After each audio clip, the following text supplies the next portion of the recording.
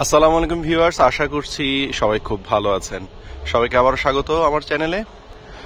তো ভিউয়ার্স, আজকের ব্লগটি আমি এই কারণেই করছি যে কানাডাতে যখন আসলে উইন্টার শেষ হয় তখন কিন্তু স্প্রিং এর শুরুতে প্রত্যেকটি রাস্তা পরিষ্কার করে এখানে সিটি অফ সাসকাটুন, অর্থাৎ সিটি থেকে, বা আমাদের দেশে যেটা আমরা সিটি কর্পোরেশন বলি।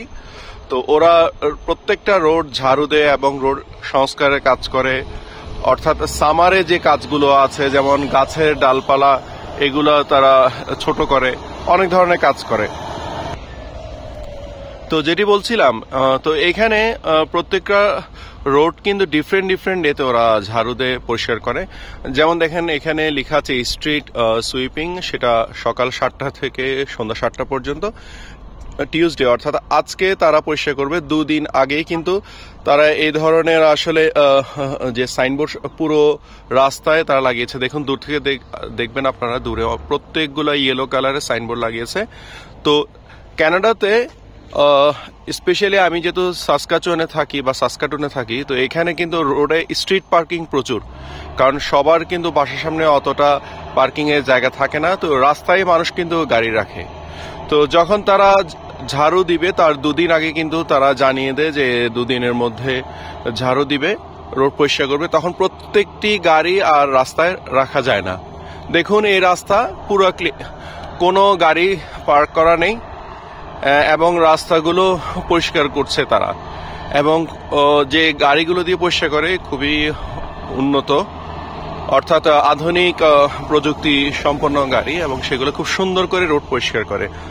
যেমন আমাদের দেশে দেখা গেছে যে ম্যানুয়ালি, অর্থাৎ সিটি কর্পোরেশনের কর্মীরা তারা হাতে ঝাড়ুতে অনেক সময় লাগে, কিন্তু এখানে খুব দ্রুত করার জন্য গাড়ির মাধ্যমে সে রাস্তা পরিষ্কার করে এবং সে ময়লাগুলো আবার উঠিয়ে নেওয়া হয়। এই যে দেখুন, সামনে দুটো গাড়ি করছে, তারা খুব সুন্দরভাবে পরিষ্কার করছে।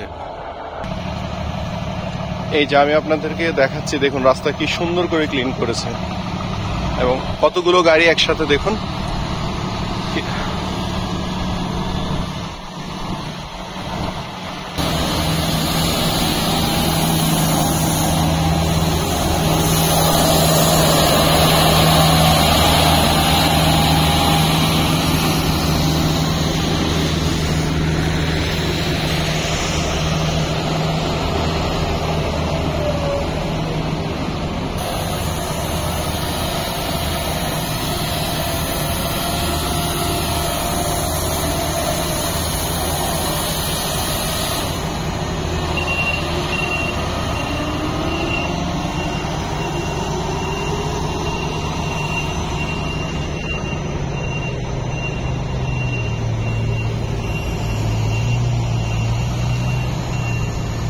ভিউয়ার্স, এখানে পরিষ্কার করার পর আবার পানিও ছেটানো হয় এবং ময়লাগুলো তুলে নেওয়ার জন্য দেখেন বড় একটি এখানে ট্রাক আছে।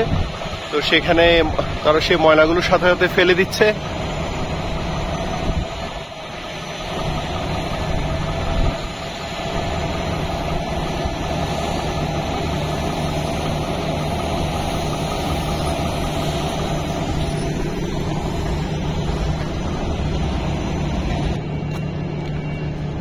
ভিউয়ার্স, দেখুন রাস্তাগুলো কি সুন্দর হয়ে গেছে এখানে। তো কানাডাতে একটি ব্যাপার আমার খুবই ভালো লাগে, যে এখানে যদিও বা প্রচুর ট্যাক্স কাটে, কিন্তু তারা সেটার প্রপার ইউজ করে। যে এখানে আসলে কেউ কাউকে পুশ করতে হয় না, বা কোনো নিউজ পেপারে কোনো নিউজ আসতে হয় না যে এখানে এই সমস্যা, ওখানে ওই সমস্যা।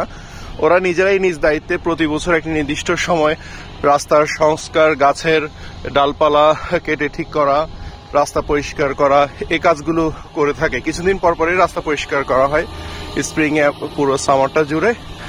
এবং যখন উইন্টারে তারা দেখা গেছে স্নো পরিষ্কার করে। এগুলো আসলে কেউ কাউকে পুশ করতে হয় না।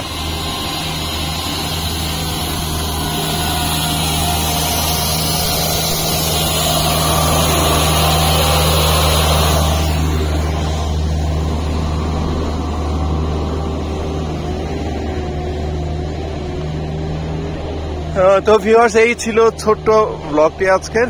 আশা করছি আপনাদের ভালো লেগেছে। তো কানাডা লাইফ সম্পর্কে এই ধরনের ছোট ছোট বিষয়গুলো আমি তুলে ধরার চেষ্টা করি এবং সামনেও তুলে ধরবো।